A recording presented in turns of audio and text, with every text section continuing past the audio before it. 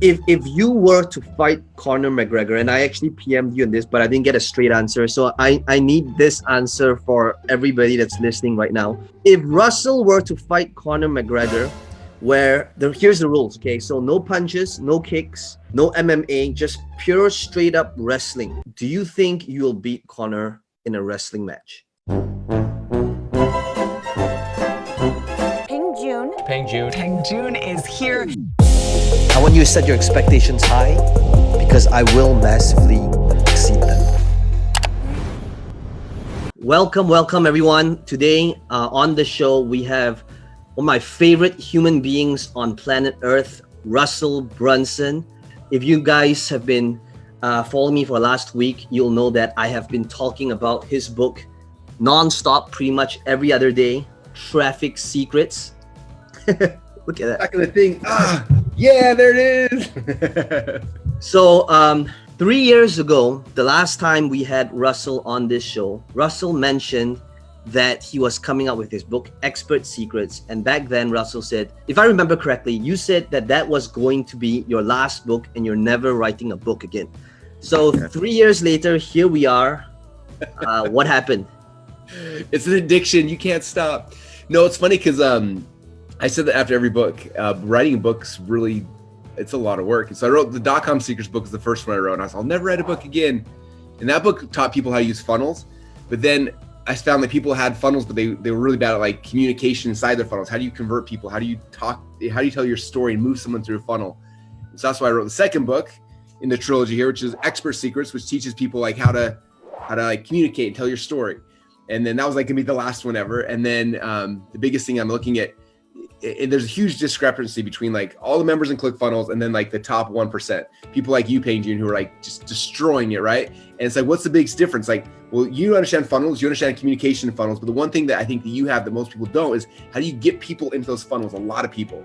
And I felt like that was kind of the next, and hopefully the last book in the trilogy was like, here's how you get traffic, how do you get people into your funnels? Because when you have that, I'm sure you probably feel the same way, like having a funnel that makes, $100,000 versus $1 million versus 10 million, it's the same funnel, it's just more traffic. And so it's like, if you can, people understand how to get more traffic into their funnels, it changes everything for them. And so that started the process of this new book, which was a 2-year plus long project. And it's finally done. And we're finally in the middle of the launch. And I want to just tell you how grateful I am for you helping me get the word out about the book to so many people. So you're amazing, man. Thank you. So yeah, one of the things that I'm doing to support Russell is on this call, there's a link somewhere where we are giving out insane bonuses over the top, valued at $40,000 plus, including live event tickets. So go get your copy, Traffic Secrets. I got 4 copies of this book and I've read it twice. It is amazing. And one of the things that I want to begin this call is by talking about, so this process that Russell talks about a lot is funnel hacking, right? It's about looking at people that are successful and modeling and reverse engineering and seeing what it is that they do, because success leaves clues. So one of the things that I want to do on this call is Russell hacking. It is really trying to hack how Russell thinks, his beliefs about life, because I truly believe that what separates successful people from normal people is just in the way they think. So let's begin with this topic, traffic. Okay, so what is it about traffic that most people don't know about traffic, but should, when it comes to getting more leads, more customers, more reach, and more visibility? I think the biggest problem people have is that they think traffic is Facebook ads. Nope. And the reason why is because the last 7 or 8 years, Facebook ads have been really easy. And so people came in, they're like, I need to drive traffic. And they're like, okay, buy a Facebook ad. And they did it and it worked. And they're like, oh, this is easy. And so they stopped like trying to figure out the next step, where they just hired an agency, like, oh, here, drive traffic. And then they kind of like pushed it aside. And what's interesting for people that have been doing this for a long time, I think I'm in my 17th year doing this. Anyway, it's been way too long. But like I've had a chance to, we started before Facebook, before MySpace, before Friendsters, like when most of you guys don't even know what Friendster was, but before that, like these social networks, we were driving traffic way back in the day, and it was different. It was harder, but we had to figure out ways to make it work. And then when Google Ads came out first, it was like, this is the greatest thing in the world. And a whole bunch of people came. In fact, I remember this guy named Chris Carpenter wrote a book called Google Cash. Oh, I bought that book. Yeah. Yeah. Everybody bought it. It was like, oh, this is so easy. And we all jumped online, and it was like the easiest thing in the world. It was so like, all right, you just like, you Direct linking. Yeah. Yeah, it was like you paid 5-10 cents a click and you made money. It was just like, it was so easy, and everybody came in, and I watched it. It's like everybody I knew became entrepreneurs. I made a ton of money, and then literally within like a year period of time, Google came in with like the first, they call it the Google slap, and slapped it, and they shifted how things worked. And almost every single business that I know that was online disappeared, and most of them never came back. Like they were gone. Oh, in fact, hold on. When you guys read this book, I talk about Peng Joon a lot in here, and one of the best parts of the story. I need to get this right now. We were in the theater when Avengers Endgame came out. If you guys have not seen this yet, and what happens is Thanos goes and he snaps his fingers, and half of the world disappears. Right, half of the entire universe disappears. And what's crazy is, if you remember, we came out of the movie theater, and you're like, do you ever feel like Thanos is kind of like Mark Zuckerberg, where he could just snap his fingers and half the businesses in the world disappear? I was like, oh, and so like about gloves, it's in the book. Tons of our ads are talking about that, but that all came from you, which is amazing. But that's like, I saw that happen with Google. Like it was, they call it Google slap, but it was like, boom, half the business had disappeared. And then after that, everyone jumped onto SEO, and that worked for a while. And then there was like the first Google slap, and it was like the next snap, and half the business disappeared. And then the next Google slap, and that happened. And then Facebook came, and all of a sudden everyone's been in this time of prosperity. And now we're seeing people where Zuckerberg, we've nicknamed him Thanos now because it's Thanos and Zuckerberg, but Thanos is snapping his fingers, and you're seeing people's ads accounts get shut down like crazy, and it's going to get worse. It's not going to get better.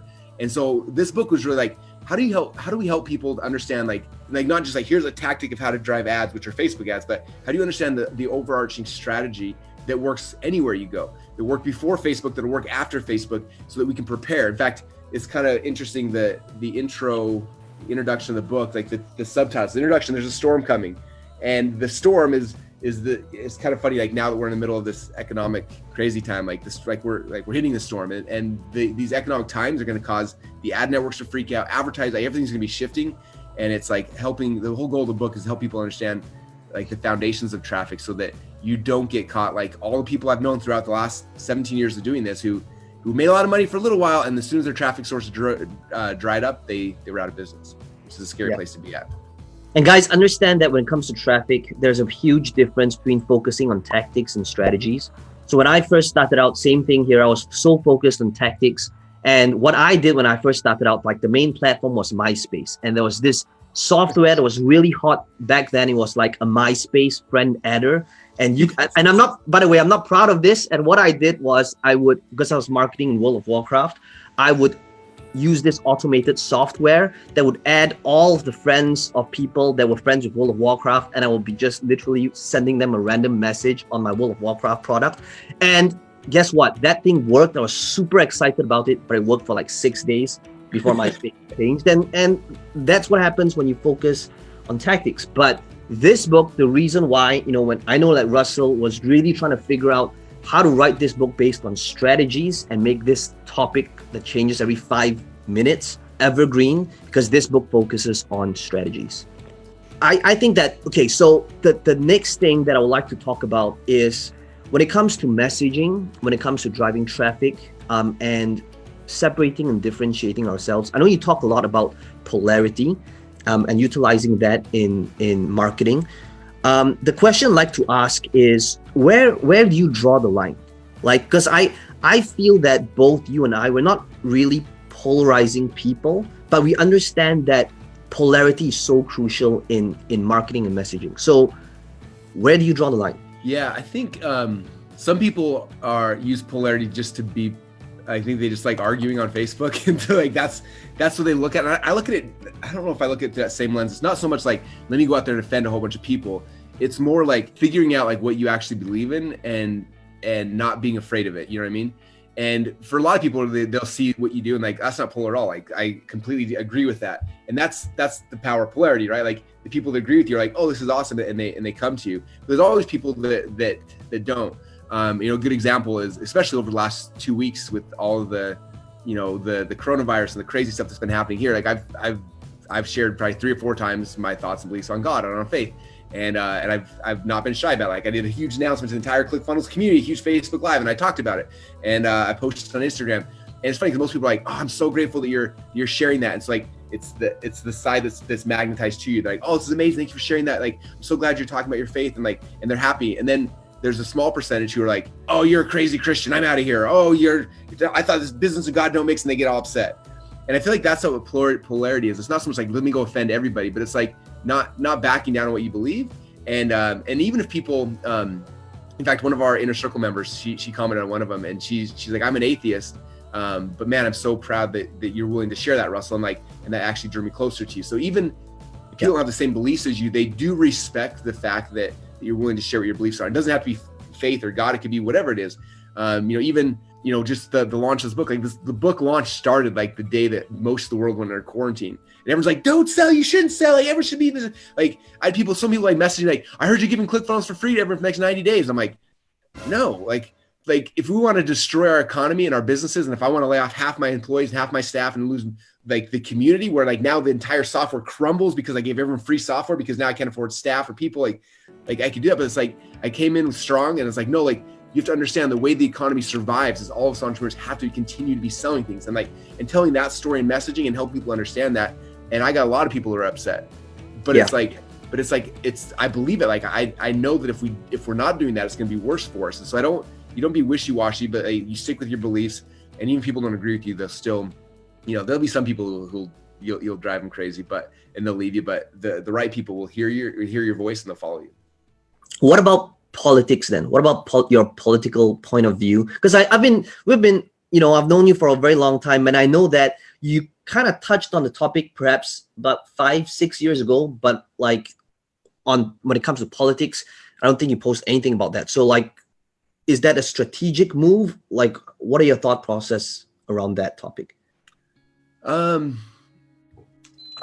think the biggest problem in politics for me is I'm not insanely passionate either way. You know what I mean? Like I follow it, I have my beliefs. I feel like both sides of the aisle have things that I believe in, but I'm not like, I don't know. So I think I personally not so I don't have enough, not that I don't care, but it's like, I don't, it's not a soapbox I really want to stand on. It's also can be a very scary soapbox as well. And I think, I don't know, there's just things you have to be careful with. I think what I try to do is not so much stand on the side of like a political party or things like that, but definitely on issues I will.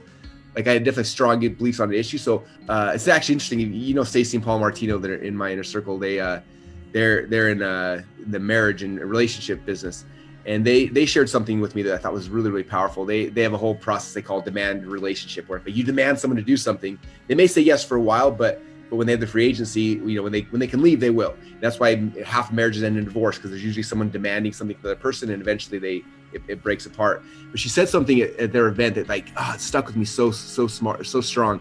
She said, if you're the kind of person coming in and you're trying to force your beliefs on everybody and tie people down, and let's say you have a family member who doesn't believe what you are, or let's say, and it could be from a religious standpoint, it could be political, it could be whatever, and they decide to stray from you. If you're the person who's coming in always like attacking, like you should believe this, you should be doing this, like when this person that hits rock bottom has an issue, are they going to come back to you? They're like no, like that person's gonna be like, that's the person's most judgmental person in my world, I'm staying away from them.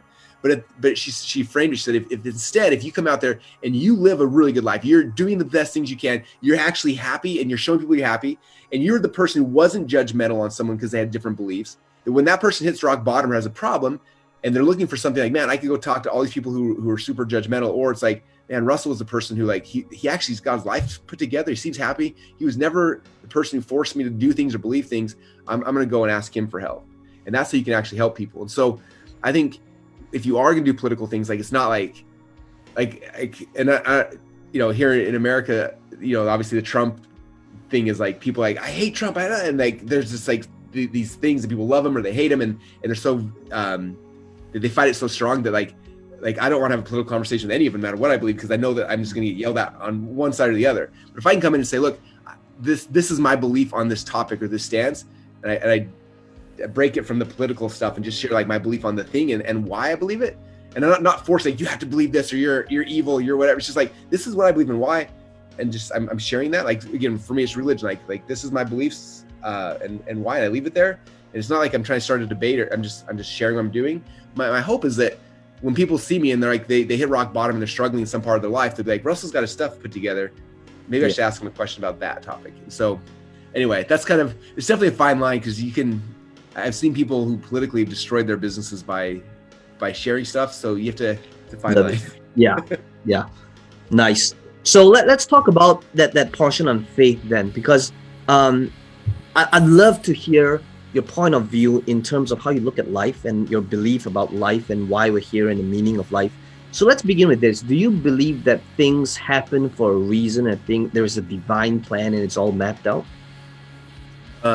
Yes, I definitely believe that there are reasons for things. I think one of my biggest realizations in the last 5 years, I know when I started this whole business, I thought like business was just a way to make money, to entertain ourselves while we're here on earth. And like, I definitely have seen like a spiritual hand guiding me, guiding our company, guiding, like I think when this whole world is done, I think we're going to be shocked at how close our business missions and our life purposes are actually tied together. And so, yeah, I definitely think that there's inspiration. I think if we're moving forward, and we're doing what we're being led to do, I think that's definitely divine. I know that for me, like there's so many things I've been like in business, like you're always like, I'm just running forward, and people always ask me, what's your 5-year plan? I'm like, I'm still trying to figure out tomorrow. All I know is I'm running forward, and every time I run forward, if I'm doing it in a way where I have like good intents, like if I'm doing something like, I'm trying to make more money, I'm trying to like scam people, like I don't get inspiration. But like if I'm moving forward and I'm trying to do the best I can, and I'm just going, I don't know why, but like inspiration shows up. And I know that, I guarantee you felt it too. Like the time it happens the most for me is on stage. I go on stage and I start speaking, and all of a sudden stuff comes out, and I'm like, I have no idea where that came from. Tony Robbins told me the same thing. He's like, I have a plan. I get on stage, and then he's like, something comes through me, and he's like, I don't even know where it comes from. And I think that's true. I see on stage, I feel it the most, but in all aspects of life, where you're just like, as you're doing stuff, if you're doing it with good purposes moving forward, it's amazing just the stuff that shows up in your mind. We're just like, huh. It's not like I'm smart. It's not like, oh, I read that in a book 5 years ago. It's like, it just shows up like, huh. In fact, it's funny, as I was when I finished writing the Traffic Seekers book, I rewrote the .com and the Expert Seekers book. There were times I was reading stuff in there, I was like, I have no idea where that came from. Like, that is the coolest thing. Like, it somehow showed up. So I don't know. It's weird. So I guess the question would be, if things are laid out and there's a guiding hand and there's a divine plan, what is the purpose of praying to you then? If things are going to be mapped out and it's all fated to happen a certain way, then? I don't think it's like I don't think in the plan it was like, hey, on this date and time, Russell's gonna be at Facebook Live doing this thing.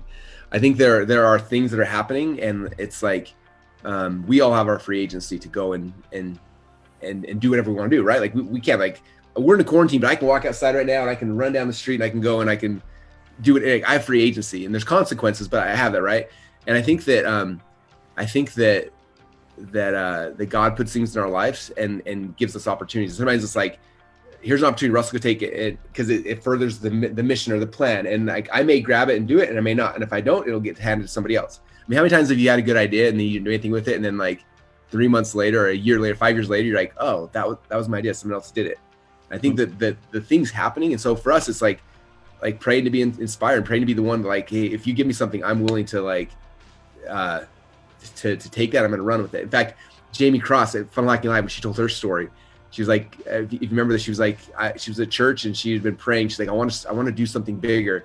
And her pastor got up and was like, I feel inspired to tell you there's someone in this room that God wants to give $1 billion idea to. I don't know who, but like, and she said, she's like inside, I said, let that be me. Like if you give that to me, I will be faithful to that. I will take it and I will do whatever you say. And so it was given to her. Now she's building this huge company based on it. And she's changing people's lives. And I think that's like, yeah, I don't think it's like every second has been pre-choreographed. I do think there are things happening, and we have a chance to either step in and help or not. And it's our free agency. And I think that's why praying is so important, because it helps us to like listen better and actually stay close to the source of where this inspiration comes from. And if we can be good stewards of what we're given, then they'll give us more. And if we're not, then we won't get more. So I always try to, like, if I hear something, I feel something, it's like, hey, I'm going to be a good steward of that, because I want more of that. I don't want to cut off the communication. I love it. And guys, this is why I'm always thinking about how would Russell think about this certain thing, right? So the next thing I'm always thinking about is I would love to hear your views about competition, because you're such a nice guy, but I know that at the same time I don't want to be your competition. You will destroy your competition. So how do you think about competition? Like, if you know that you're gonna crush them, and behind that faceless company is still real people with families, with loved ones. So how do you think about destroying competition? How your view about competition in general? Yes. This is, by the way, a really fun interview. Thank you. These questions are great. I love it. So I grew up, I was a wrestler growing up. And so for me, it was like either I won or I lost. Like those are the two edges of the coin. And I never thought like, oh, I want this guy to win because he's got a family at home, or he's got, I don't want to, he's been trying really hard. It was like, this guy's trying to take something from me. And that was always kind of my mindset. And my whole life growing up, it was like, my dad would take me to tournaments and like we'd be in a tournament, I would lose, and I'd say, who won? And like, that's the guy who won. That's who I have to beat. And then my whole mindset was like, how do I beat that person? And we'd watch him, we'd study, and we'd figure it out. We'd reverse engineer, we'd break it down, and then we'd go tournament after tournament after tournament, trying to get that person in until we got him and we beat him. And then after we beat them, it's like, who's the next person? Who's the next person? And for, I don't know, 15 years of my life, that's what it was. It's like, who's the next person we got to beat, focus on him, figure it out, and then go beat him the next thing. And it's funny because when I got into business, I just assumed business was the same as sports. But I did a podcast on this like 3 or 4 years ago. It's kind of funny because I think a lot of people who get into business don't come from athletic background. They came from like in the podcast, I was like, from maybe they were in the band or the choir, right? And they come together and they all get together and they play music together, and that becomes that's their thing. And they never actually competed like head to head with someone. And then someone like me comes in, I'm just like, oh, who do I got to beat? And it's like, it's you. And I start running, and I've had people like, when we launched ClickFunnels, I was like, who's our first competitor? I was like, Lead Pages, let's go. Like, that's who I'm going after. And for me, it was like we are training for the same customers, and I'm going to save my customers from you because I feel like your software, and that was like how I'm looking through it. And I think it caught them off guard because like they were like used to playing in the band and like, why are we all just friends? And I'm like, no, you're my competitor. And after we beat them, there was like, Infusionsoft, let's go. Boom. And it was just like, and I remember I had the CEO of Infusionsoft messaging me like, why do you hate us so bad? I'm like, I don't hate you. I think you're awesome. Like, but it's kind of like if you've seen The Dark Knight, the scene at the very end where a Batman asks Joker, like, why are you trying to kill me? He starts laughing. He's like, I'm not trying to kill you. He's like, without you, there's no me. Like, for me, it's like there's no competition in business. Like, I have no desire to do this. Like, this is not a fun game for me. And it's like, I don't hate those people, but it's like, this is the game for me. Like, this is the competition. And so that's how I view it. And I honestly, like, as much as like you said, they have employees and stuff and they have families. Like, I'm more concerned about the customer. And I'm like, if I can give the customer better customer support experience, then I should do everything in my power to bring those people to me. And if that company is not able to do the same thing, then, their employees can come more. And we have tons of people that used to work for Infusionsoft and Lead Pages who work for us now. So it's like, those people come to us and like, we'll give them jobs and give them homes, but I'm faithful to the customer, and that's who I'm trying to serve. So anyway, it's fun. I love it. Love it. Well, so when it comes to scaling, then your thoughts about scaling, how is your life different, and what's the difference between scaling a business when it's 8 figures and 9 figures?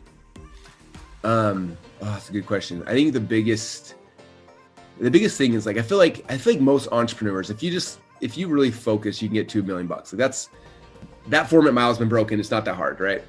Getting to 10 million is definitely harder. It requires, I feel like, the entrepreneur to become an all-star. Like, you have to be good at a lot of things. You got to be good at copy and speaking and selling, and like you got like it really requires you becoming kind of an all-star. And then going from like 8 figures to 9, it requires you not being the all-star. Like, you have to retire. Be the coach. Yes, you have to retire and become the coach, which is a really hard thing to do, especially if you've been an all-star, right? Like, it's hard to go and like sit on the bench. And I remember I had that realization probably 2 years ago. We were really starting to build our team and bringing on really quality people. And it was tough for me because they wouldn't do things the exact way I wanted. And so what I would end up do is I would step in and like push them aside, and I would go and just do the thing. And I was the all-star, like, you did the copy wrong, let me fix it. I go fix it. I'm like, the funnel you did wrong. I jump in, and I was like, and I remember having the realization. I was like, can you imagine if Michael Jordan was your coach and you're playing basketball and you're trying to shoot? He's like, oh, you're an idiot, and grabbing the ball from you, and he just shoots it every time. like that's the worst coach ever, right? And I was like, it'll be awesome, but yeah. Take it. And so I was like, that's what I'm doing though. Like, I'm literally if I'm going to do this, I have to retire from being the all-star and I have to become a coach. And it's a different skill set, and most people don't make it. Like, you have to learn differently. And I don't think I'm the best at it yet, but I've been trying to learn and trying to become better at it. Luckily, there's good coaches on my team that we brought in who are better at that part of it, who are better, at coaching, and I've surrounded myself with some really good people. But I think that's really the biggest thing. It's really you as, like 0 to million, it's like you learning how to like sell something, right? 1 million to 10 is you becoming an all-star, becoming like the best in your industry. And 10 to 100 is like, how do I bring in a bunch of all-stars and I sit on the bench and learn how to coach them. And that transition is way harder than I thought it was going to be. For sure. I love that analogy. I love it. So let's pivot a little bit into personality. I would say that you're like an introvert playing an extrovert's game, very similar to what it is that I'm doing. So if somebody wants to discover how to get traffic, and now they have to position themselves in the limelight, shoot videos, be on stage, and do these things, how would an introvert do that when they find something like that so scary, but at the same time so crucial in the world of social media, in the world of getting more reach and more attention? What would your advice be for these people? I think that's why you connected so well, is because I think we're both so similar in that way, where it's like people see us on stage and then they're intimidated to come talk to you, and then you're off stage and you're just like, I wish someone talked to me because I'm too scared to go talk to them. And it's like, I don't know how to navigate these waters. It's so weird.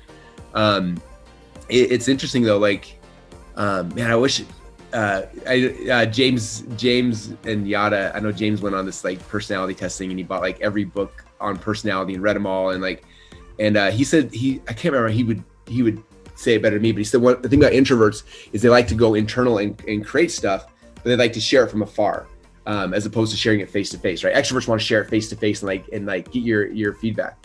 And like, it's interesting for me, when somebody comes directly to me like, Russell, I love how you do this, and they compliment me to my face, like, I would rather die than hear that. Like, it is so, like, I don't want that immediate feedback. I don't want to hear it to my face. But what I love doing is I love hearing it happening behind my back. Like, I don't know if you're the same way, but like when I do an event, that night I spend like an hour in my bed just like reading people's comments to see if they like. But if someone came up to me at the event and said something, like I do not want to hear that. Like, that's the worst thing in the world. And so I think, like, I almost feel like realistically, like, this whole game for introverts is actually almost easier than extroverts, because extroverts, they need like that immediate, they need that connection where it's like, we can go create something, come out here, do it publicly, and then leave, and then you don't get the weird awkwardness, because it's like they're there, but they're at a distance. That's why stage stuff, I think, is so much easier for me and you. Is like, people are there, but there's distance, right? And like, I can do my thing, but like they can't just come and like, I don't know, just ask me questions that are gonna throw me off. So like I have that distance.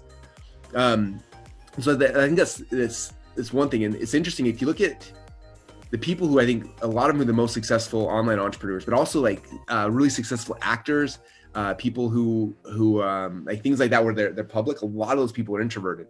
And it's like, introverts actually, I feel like, thrive. It's scary at first until you realize like, oh my gosh, this is actually how I do want to communicate. I can do it and not have to have the immediate awkwardness. If I can do it, it ends. I can disappear and be away from it. And so I think it's understanding that like after you start doing it, you'll actually enjoy it, because it gives you the chance to communicate in a way that is good. You think it's not going to be that way because you're so used to speaking, to having the awkwardness here. But when you separate with the screen, it actually is more comfortable. So I think it's just understanding that and then trying it a couple times. And it is weird at first. Like, it's so weird at first. And eventually it just becomes second nature, and you just like, oh, this is really comfortable. I enjoy this the most. So.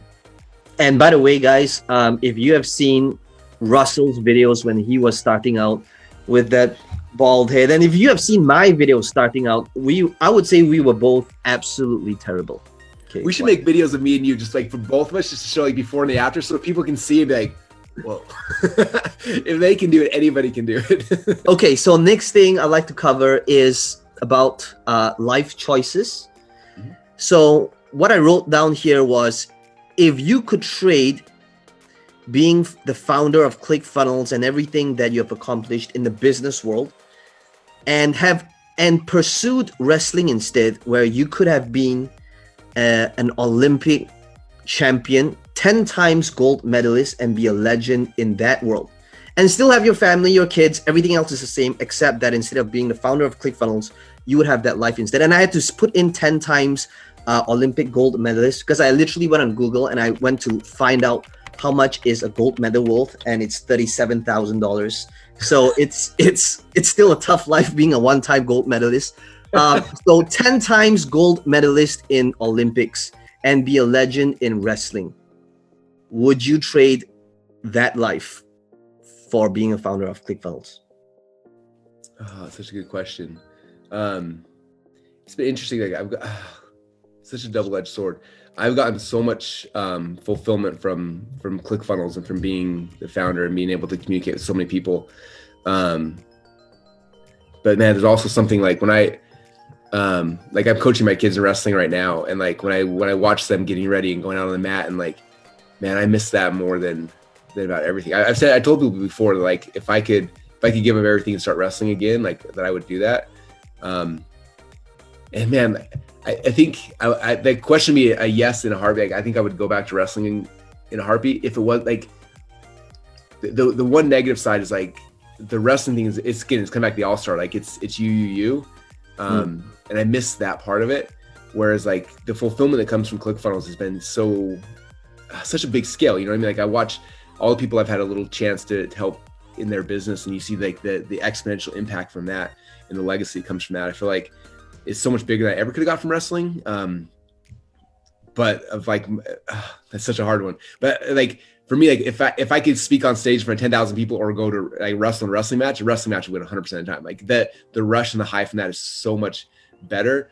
But I'm not gonna lie, the impact and fulfillment from this role has been, I mean, more than I could have dreamt of. It's funny, I was in Fiji this summer, sitting with Tony Robbins, we were eating breakfast together and just talking about life, and he was just like, man, if I was there right now, he's like, my life has been so much like blessed, so much further than I ever thought was even possible. And I remember when he said that, I was thinking the same thing, like I'm the same way. Like I never would have thought, like when I started this journey, that this would be what was happening.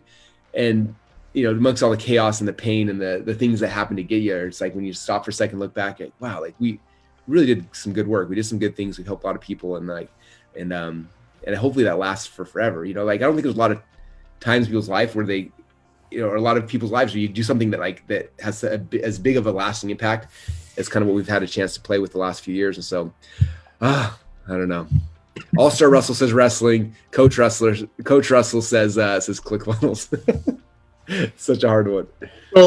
So that brings me to my next question then, which I've always been like, if you were to fight Conor McGregor, and I actually PM'd you on this, but I didn't get a straight answer. So I need this answer for everybody that's listening right now. If Russell were to fight Conor McGregor, here's the rules, okay? So no punches, no kicks, no MMA, just pure straight up wrestling, your forte. Do you think you'll beat Conor in a wrestling match? 100%. Yes. 100%. Wow. I would go for that. What makes you so confident? Well, you saw what Khabib did to him. We got a wrestler just like tore him apart. He was so easy. I don't know. I as a wrestler, I think I can beat everybody. That's part of my problem. Like literally when what was his name? The boxing guy. Mayweather? No, the YouTube guys though. Oh shit. What's their name? Is it Logan Paul? Yes. Like I literally, like Caleb Maddox's friends of mine. I'm like, Caleb, I will fight both those guys. If we'll do wrestling, I'll do jiu-jitsu, boxing. Like, I have a horrible competitiveness where even if I like logically makes no sense, I can't beat someone. I still think I can beat everybody, which is, you know, why I love competition so much. But with Conor McGregor, I need to get in shape. But he's not a wrestler. Like he's a strike. He would beat me in any other sport. You know, you should totally call him out and start trash talking him, and hopefully he takes the bite. And then you'll stream it live pay-per-view, get 100,000 funnel hackers paying $50 to watch the live stream. And I think it'll be a pretty good payday. That'd be totally worth it. But it's funny because I did jiu-jitsu for 2 years. And so like I'd go against like the black belts and stuff. And like in straight jiu-jitsu, like I just got destroyed. But as we switched to wrestling, it was funny because like one of my, it was actually my coach, he's a black belt. And he said, you know, wrestling doesn't have black belts. He's like, you're the equivalent of like a whatever degree black belt in wrestling. Like you've wrestled as long as, and he's like, if you guys had belts, it'd be the same thing. So he's like, in wrestling, you destroy me because like, you know, I may be a blue belt in wrestling, even though I'm a black belt here, but like you're a black belt in wrestling. So you thrash me. So I think Obviously McGregor's probably like a blue or purple belt in wrestling, where I'm a black. So I would take that. I would take that any day. If he wants to come to my house, I got a mat right in the backyard. Let's go. Wow, I did not expect that answer. And actually, you know, I'm gonna blank out his name right now. Johnny Hendricks, who was a UFC fighter. I wrestled him in college, and I lost him at one point. Actually, I put him on his back, and he started screaming, and the ref stopped it. And you're supposed to get 3 points if the ref stops it for like someone crying like a baby. And I didn't get 3 points. And I ended up losing by 1. And so when he had his big fight with GSP and stuff, I was just like, I literally, and now, anyway. So there you go. Can you imagine with Conor trash talking and with your marketing skills, how big this event would be? Can you imagine? You should put it together. Let's do this thing. All right, Melanie, let's make it happen. I'll send her this recording and Russell agreed to it. Let's do it. Okay, so I want to wrap up and just wind down this thing. So when it comes to money, okay, is there a number? Like, when is it enough? Yeah, as far as money, like I'm way past enough. You know what I mean? Like, yeah, like I don't know, you know. And it's funny right now. It's like everyone's like in protection mode. And it's like, you know, we have enough. I've protected. I've got investments, like things to give stability. So it's like money is so much. It's interesting. Like money was a motivator for me for so long, and then eventually it's not. And then it's just like, it's tough. In fact, I went through a funk for like almost a year where I was just like, now what? Like we passed $100 million a year in sales, and it's like, well, I don't know what the next, like, what's the next game? What's the next, like, I need a new competitor. Like we beat the two I was going after. Like who, like what's next? Is it Salesforce? Is it Shopify? Is it like, what's the next thing? And so for me, it's the money is definitely enough, and that's not the purpose of the goal right now. I'm super unmoney motivated. As you could ask anyone on my team, like like Mel, like I don't know how to log in my bank account. I literally have no idea how to even look. I have no idea. Like I'll message Clint, who's my CFO. I'm like, can I buy this? He's like, yeah. Okay. I have no idea. Like I have zero idea what is in any of my accounts. Like it's just not important to me at all. Is the private jet important? Are you looking to get one? Like, if I didn't live in Boise, I would, but Boise's like, yeah. And I'm introvert. I want to stay I built an insane house so I could be here with my kids all the time. And like, I love it here. Like, it's funny. My wife's like, we need to leave and go on a trip. I'm like, but we built Disneyland here. Like, we should just stay here, you know? So for me, I think the bigger thing, honestly, is like the story. Like that's like the thing I'm looking for. And it's funny, you talked about how this is going to be the last book ever.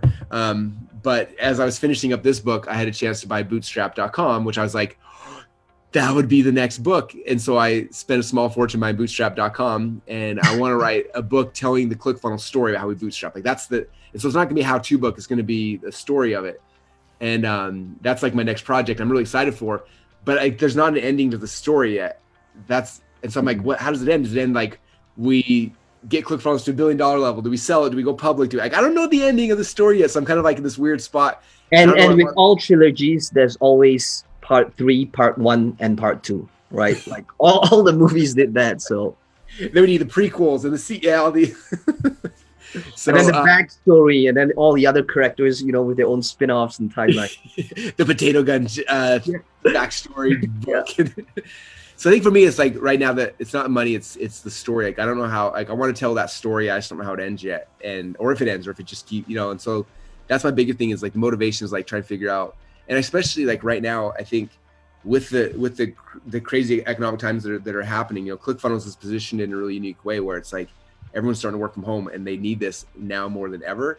And I think there's some big opportunities where on the backside of the chaos, where ClickFunnels could grow more in a year than we did in the last 5 years, because of the conditions of the economy. And so a lot of me is like preparing for that. Like I want to ride that wave, and then figure out on the backside of it how do we end the story? Because it's funny. Like I literally am reading Hero with 1,000 Faces again right now, which is like the story arc of all stories from the beginning of time till, you know, forever. And I'm documenting it. I'm trying to figure out in the ClickFunnels startup story, like where, like how do we hit all of these points? Like where, like when the hero leaves, and then the time when he doesn't want to leave, and then like all the different points of the story. Because I want to try to sync the ClickFunnels story to the actual story arc before I tell that story. So I'm trying to figure out how things sync together.